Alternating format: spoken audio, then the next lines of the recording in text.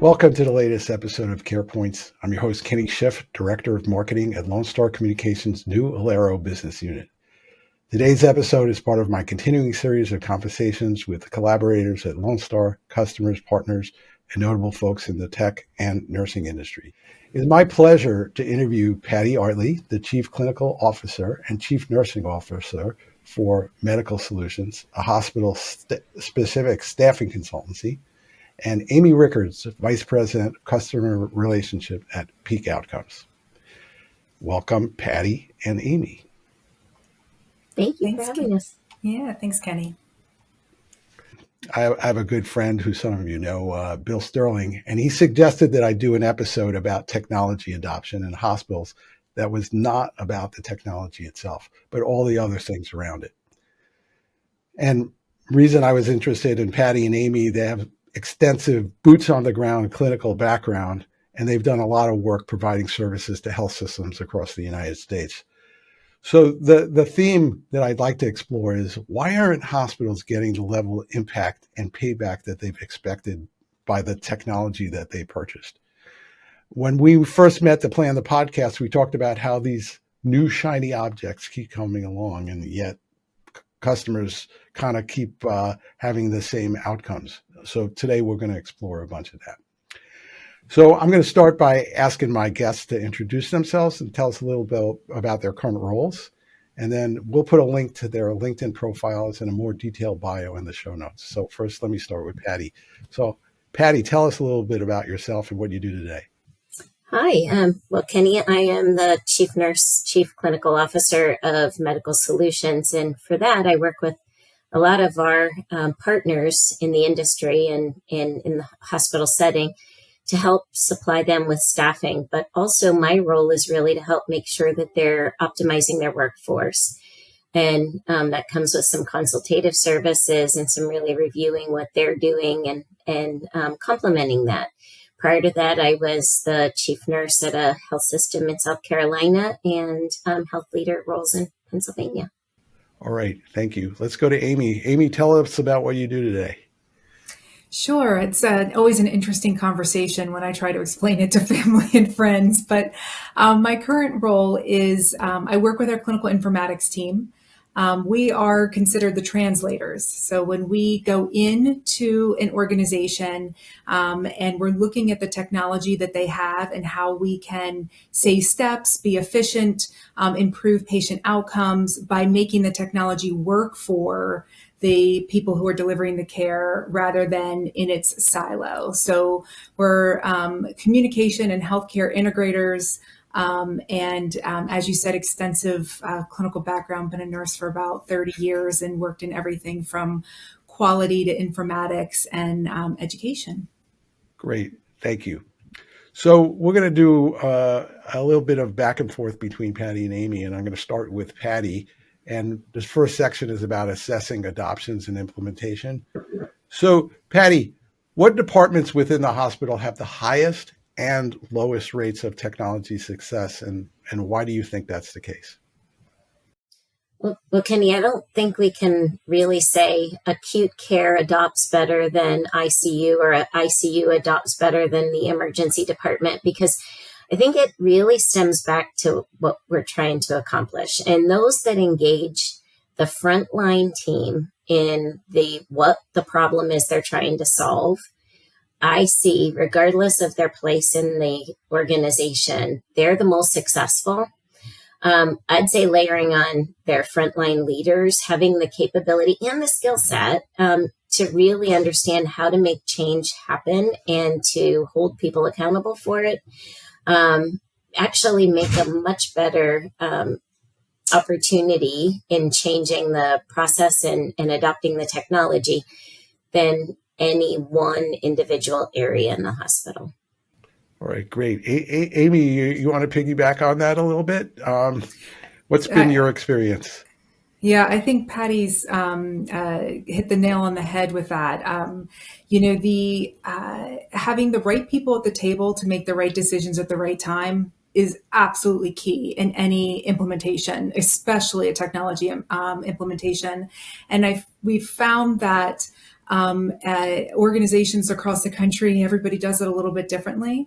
But those folks, as Patti said, at the front line, who are helping you make decisions, but then you also have senior leadership support who are helping to kind of herd the cats and make sure that there are global decisions that are being made and we're not making decisions in silos is absolutely important, because the ED will always think about the ED first and not what the ICU needs.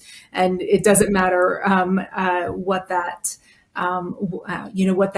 setting is. So it is really important that you also have that senior leadership that is helping to ensure that the decisions that are made are good for the entire organization. Which dovetails into my next question, which will be for you, Amy. So are hospitals doing a good job planning and for deploying technology and then deploying it? And are there ongoing training programs typically to keep staff updated on new features and functions? And, what's working in that regard and what's not? Yeah, that's a loaded question. Hospitals doing a good job. Having been on the hospital side and being that person who was in charge of making sure that the implementation went well, I can tell you all of the mistakes I made along the way, which really has poised me for the position I'm in now to help warn organizations as to what not to do. But I think that it comes down to one, understanding what it is that you are trying to implement. So what I have found is that a lot of organizations have a different set of folks who make the purchase, and then there is a different set of folks who use the purchase.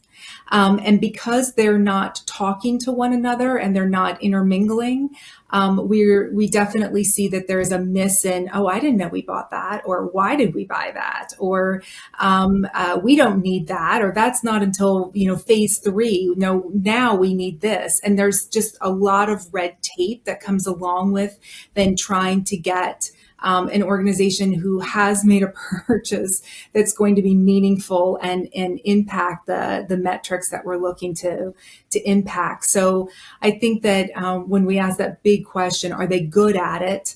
They're getting better, but it really does come down to communication and getting the right people at the table to make those right decisions. And then it comes down to, I feel like it's my responsibility now on this vendor side to really show that this is a partnership. And when you buy software, you're not buying a short-term relationship. You're buying a long-term relationship, and it needs to grow with you. We're not building a house and walking away.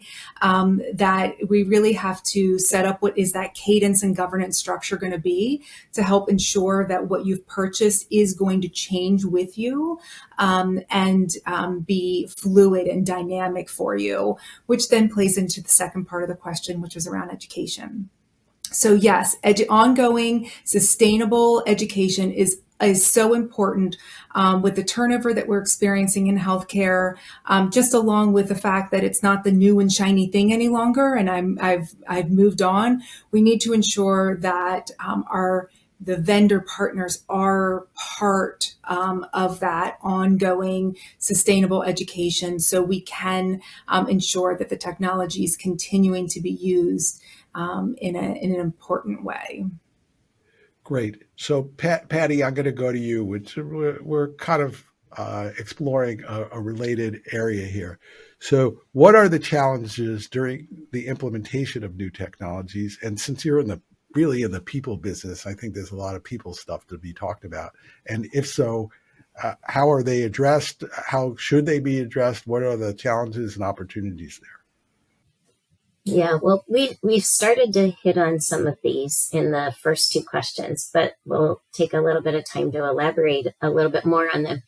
When you really think about the frontline staff really driving what you need to address, we've referenced that shiny object. We all know we've gone to conferences, we've seen something, and we think this is the thing to implement. But really, those organizations that are most successful have engaged the frontline team who bring the solution or the recommendation forward. I have seen that's where the engagement really is taking place. And those organizations that take the time to really investigate what's the real issue I'm trying to solve, and then do their due diligence on searching those technologies that are out there rather than just what's the first one that hits their door, I think are really successful. When we customize technology a lot, I've seen that really go to our detriment. And I've been a part of many of those where I was the leader who thought that was the best technology because it allowed us to customize the most. But that's a fine line and a real balancing act, because you have to make sure that what you're designing isn't breaking the efficiencies of what the technology was set up to do. And that's one of the big areas that I think organizations have an opportunity for. And like I said, I've led those and I have been a part of those. And when you do the after action and you look at why we're not gaining the kind of efficiencies that we should, that's usually where we're missing the mark. The other thing I'd say is when you don't invest in the upfront, I had a mentor of mine who used to say that the majority of your time, 60% or more, should be spent on that, assessing what you're trying to solve, looking at the technology, and in that implementation and that planning phase before you then take another 10 to 20% on implementation, so that when you are looking at the back end, you have no more than 20% of the time investing in that. And it's those organizations that really spend that time up front in the planning and making sure they're setting it up appropriately are always the ones that I see as better adoption.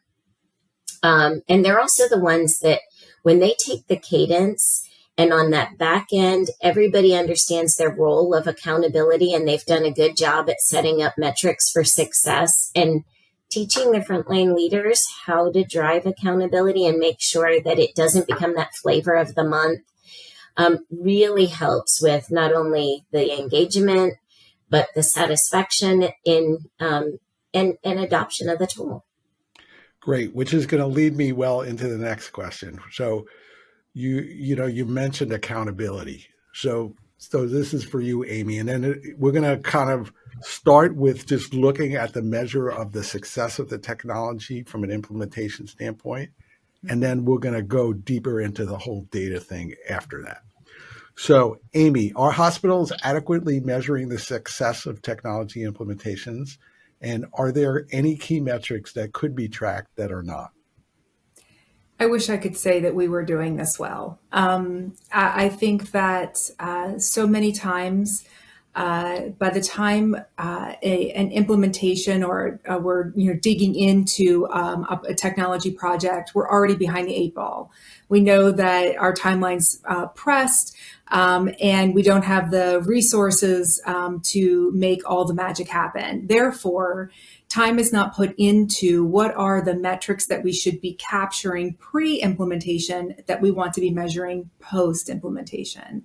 And a result of that, then you implement your technology and all of a sudden we don't know if we're actually making a difference. That ROI that we talked about in the sales process, and everybody gets excited about, and then suddenly there's kind of this letdown of, well, did we really do what we said that we were going to do?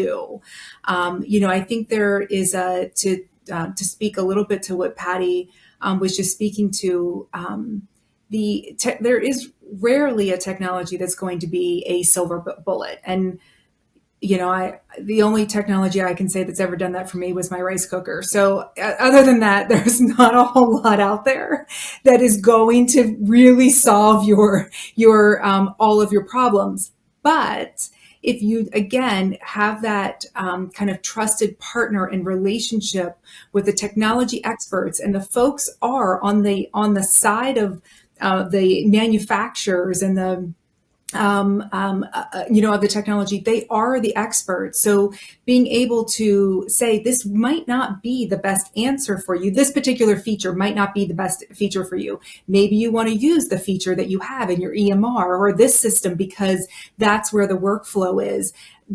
These are some of the conversations that we need to be having if we are going to really see results in some of these hard to crack metrics that, again, we're not doing a great job at sharing from the beginning, but I think that it's part of the whole package of really making a difference. So I'm going to ask you both, and we'll start with Amy we're going to dig a little bit into the whole data analytics thing. So we're talking about measurement first from a technology success factor, but these technologies, all of them, are connected technologies. Inherently, they're producing enormous amounts of data that tell us a lot about user behavior, patients, populations, just any combination of those things. So the question for you, Amy, are hospitals effectively using data analytics tools, especially integrated with EHR, EMR systems and related workflow platforms? And if so, how are they improving patient outcomes or hospital operations with that data? I think we really struggle with this area is one that not everything is an analytics. Sometimes it's just data display. And it takes the clinician to analyze what it is that they're seeing and put it together. But unfortunately, what I'm seeing are again, these silos. Where the systems aren't talking to one another. Therefore, I'm gathering information out of system A, B, C, D in order to analyze it. And then if I do have an analytics tool that's going to work that magic, I have to go to a completely different platform in order to use that. It's not within a tool that I use from a day-to-day, just from day to day. So there's so much data in healthcare. We are not, in my opinion, using it in the best way, and it's really because of that siloed approach in which it's being presented to the people. Yeah, let's have Patti follow on that. So Amy talking about data, but she's talking about silos, and there's people silos and there's data silos. So you talk to a lot of different. The great thing about you is you know your company is national. You interact with people all over the place, community hospitals, major medical centers. So what's your perspective on the whole data thing? Have we just kind of scratched the surface, and what's it going to take to actually kind of get over the hump on that front? Kenny, without a doubt, we have only scratched the surface. And I see hospitals that do this really much better than others, but I couldn't say any one of us would say we do it well. We still have a lot of disparate systems that don't speak to each other, as Amy just was alluding. And as long as we just layer on one thing after another without figuring out the integration strategy, that's where we miss the boat. And I think that the more we involve our health information systems technologists and our officers in this process from the beginning. So I have individual hospitals that have an entire team for deployment or implementation of projects. And that's really your project managers. Those are the individuals who are from the IT perspective, the information systems perspective. They're the team that's looking at analytics. And when they're partnering with the frontline teams and the sponsor, that really keeps them all on the same page, they can design a system from beginning to the end that really helps leverage the technology and leverage some of that AI capability that might be there that you might not tap into if you're just digitizing the same system you've always used. So yeah, it's really coming with. Yeah, it's not magic, right? You don't just throw all this stuff into the pot, mix it up, and bang, it's a good tasting soup. You bet. So, Patti, we're going to shift a little bit, and the next question for you again about impacting utilization is: what are the biggest barriers to start fully utilizing the functionalities of new technologies? And how do we get over those? Yeah, so I think the biggest barriers that I've seen is when the right people aren't at the table, or the engagement from the front line. We're trying to solve the wrong problem. Are some of the biggest challenges. And we've already talked about those, but the one that I don't think we've really spoken enough about is when we don't keep it simple. Amy touched on it a bit. When we design systems and processes that don't improve the workflow and don't enhance the way that a nurse or a tech work at the bedside, that's where we miss the mark. And when we layer on more for them to do, and that's the way that the care team member sees it, as one more thing for me to do, we have huge barriers in adoption of the technology. And I've seen that happen. I've watched it happen. The other part is really when we don't do a good job of engaging the front line at what we're trying to accomplish, so that they can help us get there. When we do it, it is an episodic part, that also is detrimental. One of the areas where I think we have opportunities for improvement is really leveraging that full team complement instead of doing things in silos. I completely agree, Patti. Go ahead, Amy. I was agreeing with her. I said, there was a very smart leader that I worked with who constantly said, you have to make the right way the easy way, or it will not be embraced. And she was absolutely right. So one of our last episodes was with John Elms and Brian McAlpine, both heavy-duty technologists and business people. One of the things that John mentioned in his in one of the questions I asked him is, he said, good enough from a technology standpoint can win out and will win out if all the other things are around it. So your point about simplicity and having all the other things in place from a support. And the other thing that came up as I was listening to you both was two things. One is, it's not getting people involved in the process, it's getting them involved early enough that they can actually have some meaningful impact to the eventual outcome. And then the other side, and Amy, our businesses are very involved in this, is sustainability, right? So, and to your point, Patti, you brought up, like, don't customize every imaginable thing about it, because if you do, it's not necessarily sustainable, or you may be tweaking something that was never meant to be tweaked that way, and it won't live over time. So I think that sustainability is a critical success factor to getting that full utilization. Like, you could do great executing, but if you don't have a framework or a vision of what 18 months from now looks like, 2 years from now, 3 years from now, and the supporting partnerships necessary to sustain that, you will not be successful. Completely agree. All right. So the last section is about looking forward. So we talked a lot about the work we do and some of the things we've seen out there with our respective customers. We'll start with you, Amy. What are some exciting yet practical technology combinations that are reasonably on the horizon that can have high impact? Well, Patti has mentioned that I think AI is what has me most excited.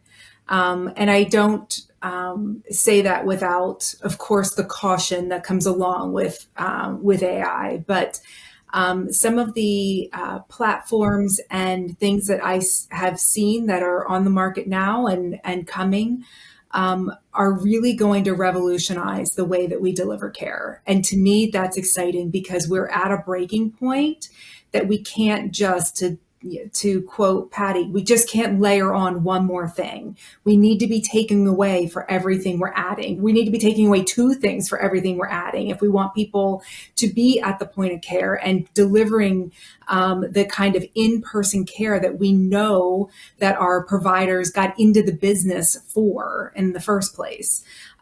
So I think that AI is really going to be that linchpin that's going to make a huge difference. I'm also seeing a lot of exciting things around robots. There is a ton of foot traffic that clinicians put in to just get their job done. And it's repetitive and it's unnecessary, but it's just part of the gig.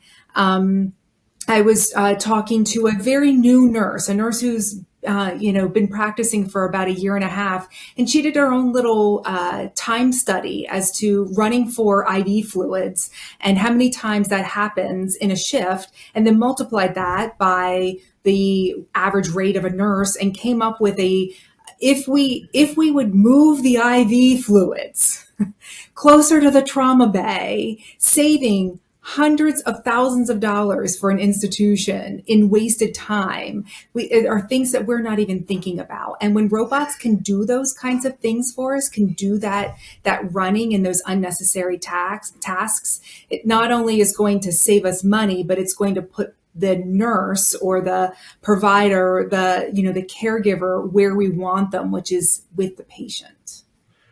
Great. Thank you. So Patti, we're going to go to you for the next question. So how do you see the role of health information technology evolving in acute care hospitals over the next few years? So AI obviously being one of them, robotics being another, but let's have you explore that one a little bit. Yeah, so I agree with Amy. I think those are critical, and I have partners that I work with that are leveraging robotics, and it's really fun to watch that. And I think one of the biggest hurdles they've had is how they get on the elevator. All the other things they do really, really well. But I think the other one is the early warning systems and how we really appreciate that and embrace it. I was just in a CNO roundtable discussion, and we were spending significant amount of time around how nurses there's that I want it to be easier and I want it to be more automated and I want things to be at my fingertips. But then there's this whole fear of how's that going to impact my rest of my world, right? And I think we have to embrace the fact that we're doing this already with early warning systems and how the adoption of those have brought 22 data elements to the table, right? And they are things that you couldn't possibly spend the time going in and out of your documentation systems. And they're able to take all 22 documentation elements, and they're able to give you a score that warns you about the patients on their way to sepsis, right? So I think it's really taking what we've been doing and really expanding upon it so that we can get the adoption. I do think, to Amy's point, our staff know better than anybody. They know the pressure points. They know what they're trying to solve. So they can actually be a part of this if we engage them in doing so. And I think that's one of the best parts. We deployed, when I was the chief nurse of a hospital system, a new bed board that helped us with falls. And it was able, based on the interfaces, it was able to share with us what their warning scores were. It was able to take all of the information and highlight them and help us look at our data and analyze our data, and were they high risk, and did the high risk patients have less falls. And I think it's that early adoption, it's that ability to show them their data, really engage them in looking at what they're seeing and how they're seeing it, that really help. It's that constant, what you're trying to accomplish and what you're trying to measure. If you're paying attention to it, they will as well. And we also did build it into their goals. And I think that's really important when we think about the adoption of this health information technology, how we leverage their goals for the year and maybe their investments or their rewards in that as well. Great. So, Amy, I'm going to throw you a curve. Hit me. We covered what I wanted to cover in the next question, 11, already. So I'm going to just ask you for some of your closing thoughts, and then I'll have Patti do the same. So, what did we miss, or is something you want to add on? So there is something I want to add on, and that is that I think that anything that's going to be successful from a technology standpoint has to impact two things. It's going to absolutely have to impact staff satisfaction. Every CNO is paying attention to how satisfied their team members are in their workplace, because they know that everybody's working on it, and they're going to lose their people to hospital B if there's something better, across the border. So I think we absolutely have to be influencing staff satisfaction. The other thing that I think that we have to be impacting is staffing. To Patti's multiple points, that we cannot make their jobs any harder than they already are. We need to be taking things away, putting them back at the point of care, and not necessarily reducing FTEs, although I would love to see that with technology. Not many technologies have been able to do that. I think AI has some real promise in that space, because we know of the shortage, but really being able to take away those unnecessary tasks and jobs of being a healthcare provider, so they can influence staffing and having higher number of hours and time spent at the bedside. Great, thank you, Amy. And Patti, you have the last word. So we're coming to the end of our time together. So, any closing thoughts for us? I love always having the last word. If you ask my family, they'll tell you that I do that. But I think one of the things that I wanted to mention, I think, is the virtual platform. So we didn't talk much about the virtual nursing and virtual health platform, but I think that's going to be a very integral part of us transforming the way we provide care. Since the late 70s, we've been doing primary care in hospital settings. And this is giving us an opportunity, not only in the walls of a hospital, to think about the way we provide interprofessional or interrelated care, right? It is really transforming the way that we are delivering care at the bedside and outside of the home. There are so many opportunities in telehealth and telemedicine that many of us probably embarked on during COVID, but I think we've only scratched the surface here. And I do believe that this is probably our best opportunity right now to think about how we take a disruption that has taken place and how we catapult ourselves in a different way of providing care. We know we have to. We know that in the United States, cost of care is too high. Our quality is mediocre as compared to other countries, and how we can do this better and more efficiently, putting patients in their homes and providing care there, is going to be integral in helping us affect those two big outcomes. Great. So thank you both. I appreciate having you on today. And those of you listening, I encourage you to hit the like button and subscribe so that you can get notified when we release our next episodes.